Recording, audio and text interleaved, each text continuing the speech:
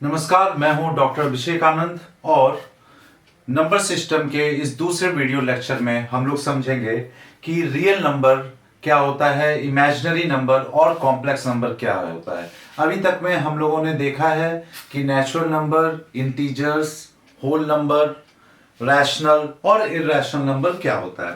तो real number का ही part है ये सारा जो भी अभी तक में हम लोगों ने देखा है। तो रियल नंबर, अब हम लोग देखेंगे टॉपिक रियल नंबर। तो रियल नंबर क्या होता है? रियल नंबर वो वैसा कोई भी नंबर होता है जो हम लोग देखते हैं, हम लोग रियल वर्ल्ड में उसको फाइंड करते हैं। तो जितना भी हम लोगों का नेचुरल नंबर है या जिस भी चीज को हम लोग काउंट कर सकते हैं, हम लोग फ्रैक्शन में अगर किसी चीज को देखते हैं, कोई अगर हमारा इररेशनल नंबर है, कोई अगर रैशनल नंबर है, तो ये सारा जो है ये पार्ट होता है हमारा रियल नंबर का। और रियल नंबर को जो हम लोग डिनोट करते हैं वो आर से डिनोट करते हैं, बोल्ड लेटर आर से हम लोग डिनोट करते हैं रियल नंबर को। तो अब यहां जो प्रोपोजिशन होता है रियल नंबर का, यहां पर कुछ इसके बारे में है, 2 पॉइंट्स है। जैसे कि infinite number of rational number हो सकता है दो रैशनल नंबर के बीच में। ठीक है, एक इसमें रखिएगा कि infinite number of rational numbers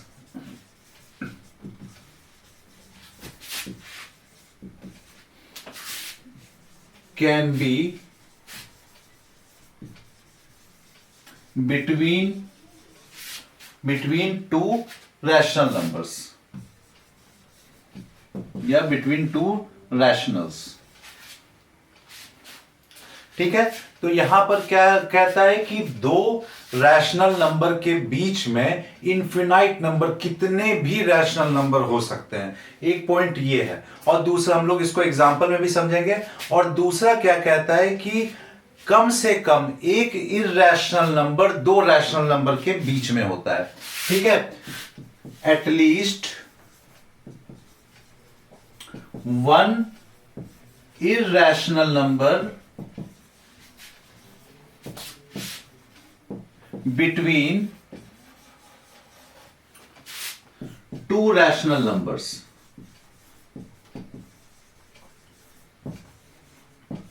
ठीक है, तो यहां पर दो चीज हम लोग को ध्यान में रखना है कि दो इररेशनल नंबर के बीच में कितने भी रैशनल नंबर हो सकते हैं, uncountable number of rational number हो सकते हैं। और वहीं कि दूसरा पॉइंट क्या कहता है? दूसरा पॉइंट कहता है कि दो रैशनल नंबर के बीच में कम से कम एक इररेशनल नंबर तो जरूर होगा।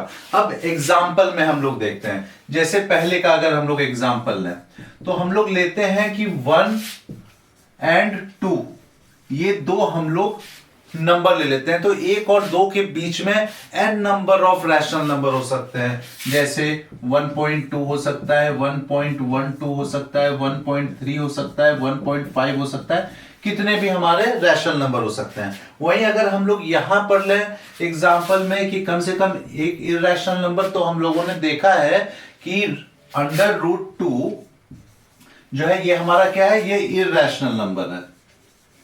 ठीक है, ये हमारा इररेशनल है। और ये किसके किसके बीच में आता है? 1 और 2 के बीच में आता है। तो कम से कम एक इररेशनल नंबर जरूर होगा हमारे दो रैशनल नंबर के बीच में। तो ये दोनों हम याद रखिएगा। अब हम लोग देखेंगे कि प्रॉपर्टीज क्या होते हैं रियल नंबर्स के। ठीक है, तो इसको हम लोग समझेंगे प्रॉपर्टीज। यहां पर 4 प्रॉपर्टीज होते हैं रियल नंबर के, उसको हम लोग एग्जाम्पल के साथ समझेंगे कि प्रॉपर्टीज ऑफ रियल नंबर्स क्या क्या है। ठीक है, तो अब हम लोग देखेंगे प्रॉपर्टीज। तो 4 प्रॉपर्टीज होते हैं। पहला प्रॉपर्टी है कॉम्यूटेटिव प्रॉपर्टी। क्या है? कॉम्यूटेटिव। ठीक है, पहला होता है कॉम्यूटेटिव। इसमें हम लोग m और n मानेंगे, उसके बाद हम लोग बताएंगे क्या होता है। दूसरा है हमारा एसोसिएटिव। ये एसोसिएशन के बारे में बताता है, एसोसिएटिव। थर्ड होता है हमारा डिस्ट्रीब्यूटिव। ठीक है, और फोर्थ होता है हमारा आइडेंटिटी प्रॉपर्टी।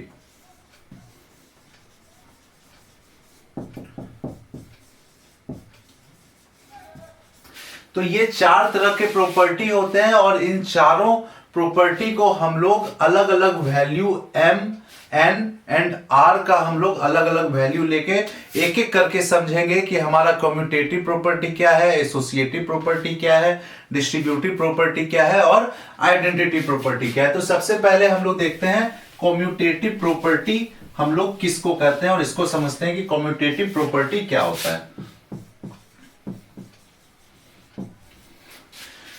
तो कम्यूटेटिव प्रॉपर्टी में हम लोग क्या देखेंगे कि अगर m और n एक नंबर है तो जनरल फॉर्म में अगर आता है कि m plus n is equal to n plus m, ये एडिशन में और मल्टीप्लीकेशन में अगर आता है कि m into n is equal to n into m होता है तो हम लोग कहेंगे ये कम्यूटेटिव प्रॉपर्टी है। जैसे हम लोग मानते हैं कि m and n are numbers, ठीक है, m और n कोई नंबर है जो हम लोगों को दिया हुआ है और अगर जो रिलेशन है एडिशन में, ठीक है, एडिशन में आते हैं हम लोग, एडिशन में अगर ऐसा रिलेशन है कि m plus n is equal to n plus m है तो हम लोग ये कहेंगे कि ये कम्यूटेटिव प्रॉपर्टी है। और वहीं अगर हम लोग मल्टीप्लीकेशन में आ जाए, ठीक है, मल्टीप्लीकेशन में तो अगर m into n is equal to n into m आ रहा है तो हम लोग कहेंगे कि ये कम्यूटेटिव प्रॉपर्टी है। तो ये दोनों याद रखिएगा कि अगर ये रिलेशन होता है दोनों एडिशन का और मल्टीप्लिकेशन का तो ये कम्यूटेटिव प्रॉपर्टी होता है और ये हमारा रियल नंबर का एक प्रॉपर्टी है। तो नेक्स्ट है हमारा एसोसिएटिव प्रॉपर्टी। उम्मीद है ये समझ में आ गया होगा, ठीक है, ये एडिशन में होना चाहिए और m into N is equal to n into M, तो ये रियल नंबर का हमारा एसोसिएटिव प्रॉपर्टी है।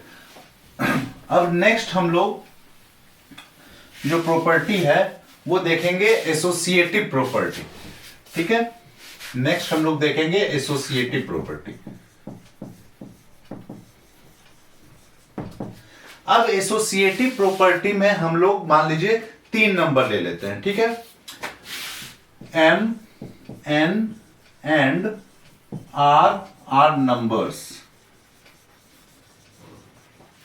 ये 3 नंबर हम लोग को दिया हुआ है जो कि m अलग नंबर है, n अलग नंबर है और r हमारा अलग नंबर है। अब इसमें भी हम लोग देखेंगे कि एडिशन में और मल्टीप्लिकेशन में क्या फॉलो होता है, जो कि हम लोग बोलेंगे कि ये प्रॉपर्टी है, एसोसिएटिव प्रॉपर्टी है, जो कि रियल नंबर का प्रॉपर्टी होता है। अगर सपोज हमारा एडिशन में,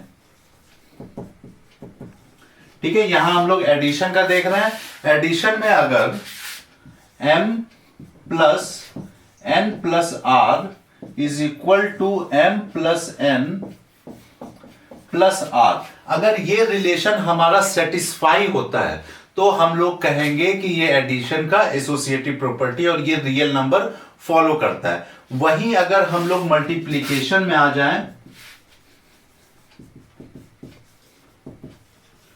ठीक है, तो अगर हम लोग मल्टीप्लिकेशन में देखते हैं तो यहां हम लोग देखते हैं m n ब्रैकेट में into r is equal to m bracket में n r, अगर ये रिलेशन हमारा फॉलो हो रहा है तो हम लोग कहेंगे कि ये एसोसिएटिव प्रॉपर्टी है। तो ये दो एडिशन और सब्सट्रैक्शन का, सॉरी, मल्टीप्लिकेशन का हम लोग को प्रॉपर्टी सेटिस्फाई होता है किसमें, रियल नंबर में। तो अगर ये प्रॉपर्टी है तो उसको हम लोग कहेंगे कि ये कौन सा प्रॉपर्टी है, एसोसिएटिव प्रॉपर्टी है, ठीक है। उम्मीद है ये भी क्लियर होगा कि एसोसिएटिव प्रॉपर्टी जो फॉलो होता है तो एसोसिएटिव प्रॉपर्टी होता क्या है रियल नंबर का।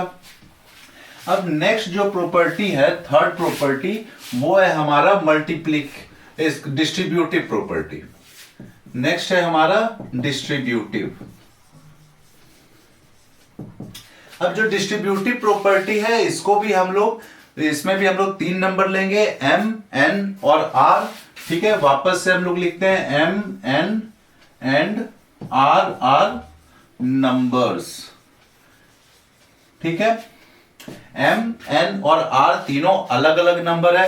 अब वापस से इसको हम लोग देखेंगे कि एडिशन में क्या होता है और सब्सट्रैक्शन में क्या होता है, या हम लोग देखते हैं क्या इसका रिजल्ट आता है। तो डिस्ट्रीब्यूटिव प्रॉपर्टी क्या होता है, ये नेचर बताता है, और इसको जो रिप्रेजेंट करते हैं, दो यहां पर दो तरह का रिलेशन है जो कि अगर फॉलो होता है तो हम लोग कहेंगे कि डिस्ट्रीब्यूटिव प्रॉपर्टी है। अगर m into N plus R, ठीक है, m को इंटू कर रहे हैं n प्लस आर से, अगर ये इक्वल टू हो जाता है mn प्लस एम आर के, ठीक है, अगर ये रिलेशन सेटिस्फाई होता है तो हम लोग कहेंगे कि डिस्ट्रीब्यूटिव प्रॉपर्टी है। और दूसरा अगर है m प्लस n, इसको हम लोग r से मल्टीप्लाई करते हैं और इज इक्वल टू अगर हमारा आता है M R plus N R, तो अगर ये आता है हम लोगों का, ये दोनों रिलेशन अगर सही आता है तो हम लोग कहेंगे कि ये डिस्ट्रीब्यूटिव प्रॉपर्टी है। मतलब जब हम इसको मल्टीप्लाई करेंगे अलग तो इसका जो आएगा रिजल्ट वो बराबर होगा इसके रिजल्ट के, उसी तरह इसका जो रिजल्ट आएगा वो बराबर होगा इसके रिजल्ट से। तो हम लोग कहेंगे कि यहां पर डिस्ट्रीब्यूटिव प्रॉपर्टी जो हो रहा है वो फॉलो हो रहा है। अब हम लोग देखेंगे कि आइडेंटिटी प्रॉपर्टी क्या होता है। नेक्स्ट है हमारा आइडेंटिटी प्रॉपर्टी, जो हमारा फोर्थ प्रॉपर्टी है। तो फोर्थ प्रॉपर्टी है हमारा आइडेंटिटी प्रॉपर्टी। तो आइडेंटिटी प्रॉपर्टी में क्या होगा, यहां पर हम लोग एडिशन और मल्टीप्लिकेशन का प्रॉपर्टी देखेंगे। तो एडिशन में क्या होता है कि अगर हम लोग m को 0 से ऐड करते हैं, ठीक है, अगर एडिशन में हम लोग देखते हैं, अगर m plus 0 is equal to m, ठीक है, ये वैल्यू आना चाहिए। अगर ये वैल्यू आता है तो हम लोग कहेंगे कि ये हमारा एडिशन का प्रॉपर्टी है। और वहीं अगर हम लोग मल्टीप्लिकेशन में जाएं तो m इंटू 1 अगर is equal to 1 into m is equal to m आता है तो हम लोगों का ये आइडेंटिटी का प्रॉपर्टी होता है। और यहां पर जो 0 है, ठीक है, ये 0 जो है इसी को हम लोग कहते हैं एडिटिव प्रॉपर्टी। क्या कहेंगे इसको? Additive property. और यहां जो 1 है इसको हम लोग कहेंगे मल्टीप्लिकेटिव प्रॉपर्टी। Multiplicative property. तो ये एक्सप्लेनेशन था ये चारों हमारे प्रॉपर्टी का। उम्मीद है आप लोगों को समझ में आ गया होगा, क्योंकि इसमें कुछ ऐसा स्पेसिफिक नहीं है, बस जो रिलेशन है वो फॉलो अगर करता है तो हम लोग बोलेंगे ये प्रॉपर्टी है। और ये चारों प्रॉपर्टी क्या होता है, ये रियल नंबर का प्रॉपर्टी है, ठीक है। तो उम्मीद है प्रॉपर्टी आप लोगों को क्लियर हो गया होगा। तो अब हम लोग देखेंगे कि इमेजिनरी नंबर क्या होता है, ठीक है। ये रियल नंबर के बारे में था, अब हम लोग देखेंगे कि इमेजिनरी नंबर क्या होता है।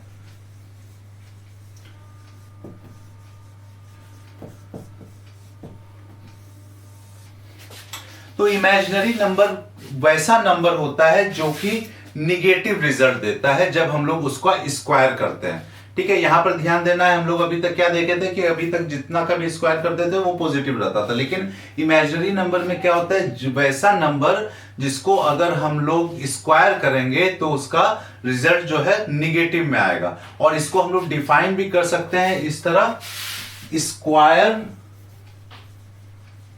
Root of negative number. ये निगेटिव नंबर का स्क्वायर रूट भी होता है,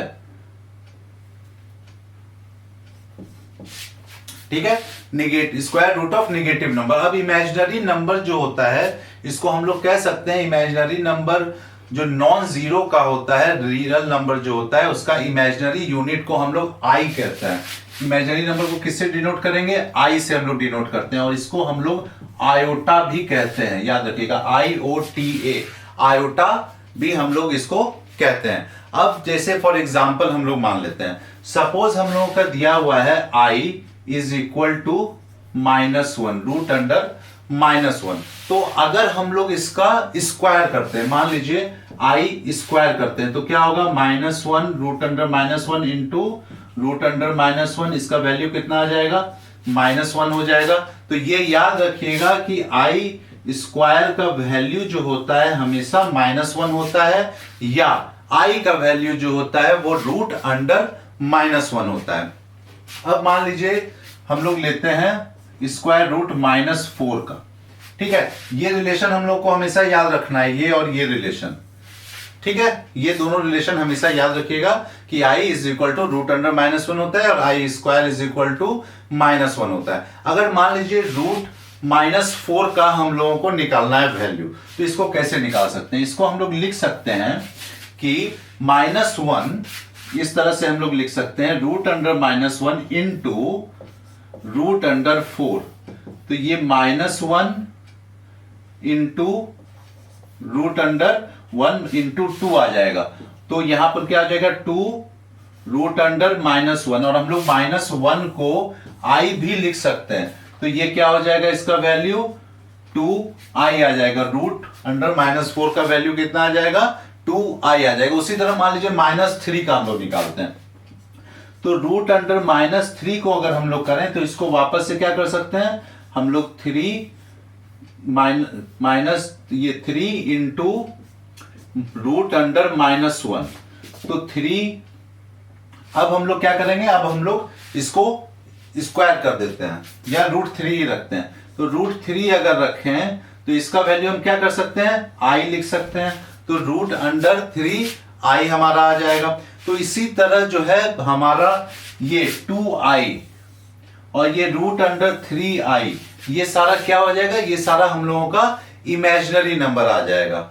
उम्मीद है क्लियर होगा कि इमेजिनरी नंबर क्या होता है। अब कुछ एग्जांपल्स जो हम लोगों ने अभी तक पढ़ा है उसका अगर एग्जांपल्स हम लोग देखना चाहें और सवाल सॉल्व करना अगर चाहें